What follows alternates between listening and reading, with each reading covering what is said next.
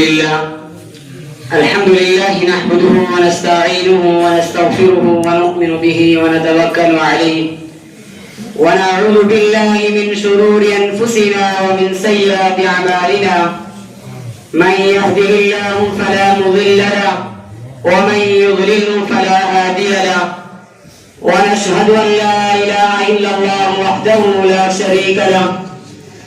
شريك له ولا نذير له ولا وزير له ولا مشير له ولا معين له وصل على سيد الرسل وخاتم النبيين المبعوث إلى كافة للناس بشيرا ونذيرا وداعيا إلى الله بإذنه وسراجا منيرا صدق الله العظيم وصدق رسوله النبي الكريم ونحن على ذلك لمن الشاهدين والشاكرين والحمد لله رب العالمين. اس میں نہیں کلام کے دیوبند کا وجود، اس میں نہیں کلام کے دیوبند کا وجود، ہندوستان کے سر پہ ہے احسان مصطفیٰ. تا حشر اس میں رحمت پروردگار ہو پیدا کیے ہی جس نے فدایان مصطفیٰ.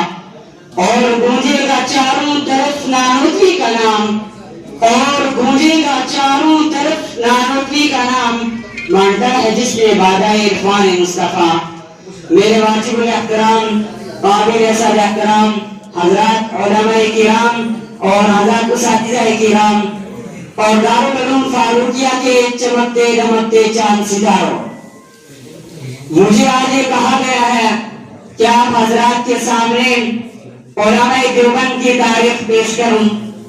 علماء دیوبند کی تاریخ کیا ہے؟ یہ ایک عجیب موضوع ہے اور میں چاہتا ہوں کہ اسی موضوع پر آپ حضرات کے سامنے چند منٹ کے لیے کچھ معلومات فراہم کی جائے.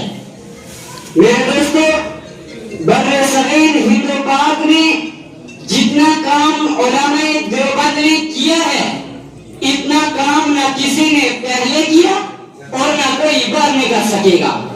انشاءاللہ اس میں کوئی شک و شبہ نہیں کہ ہندوستان میں جب سے انگریز آیا، 2% ہندوستان میں برسرے پیکار رہے.